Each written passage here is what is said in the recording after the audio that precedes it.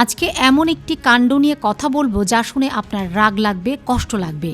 কারণ এই ঘটনা আমাদের সবার সাথেই হয়। ঢাকা থেকে চট্টগ্রামের ট্রেনের টিকিট, যেটা কিনতে আপনি রাত ৮টায় অ্যাপে ঢুকেন, লাইনে দাঁড়ান ঘন্টার পর ঘন্টা। সেই টিকিটই কালো বাজারে বিক্রি হচ্ছিল, আর যারা বিক্রি করছিল তারা বাইরের কেউ নয়, ট্রেনেরই কর্মচারী। সুবর্ণ এক্সপ্রেসের টিকিট কালোবাজারি চক্রের ২ সদস্যের একটি ভিডিও সোশ্যাল মিডিয়ায় ভাইরাল হয়। সেই ভিডিওতে দেখা যায় অনবোর্ড সেবা প্রদানকারী প্রতিষ্ঠান এসএ কর্পোরেশনের ২ স্টুয়ার্ড এই কাজে সরাসরি জড়িত।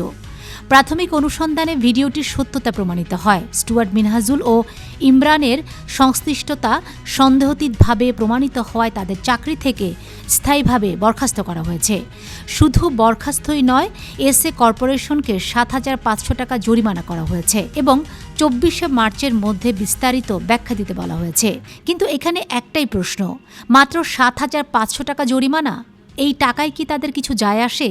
যে মানুষ টিকিট না পেয়ে ঈদে বাড়ি যেতে পারেনি, তাদের কষ্টের দাম কি ৭৫০০ টাকা? এই চক্র কিন্তু শুধু এই দুজনই নয়, বছরের পর বছর ধরে ট্রেনের টিকিট কালোবাজারে চলছে।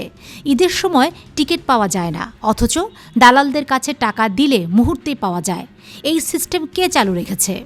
আপনার কি মনে হয় এই দুজনকে বরখাস্ত করলেই সমস্যার সমাধান হবে, নাকি পুরো সিস্টেমটাই বদলানো দরকার? কমেন্টে জানান আপনার মতামত, ভিডিওটি শেয়ার করুন যাতে রেলওয়ে কর্তৃপক্ষ বুঝতে পারে জনগণ জেগে আছে।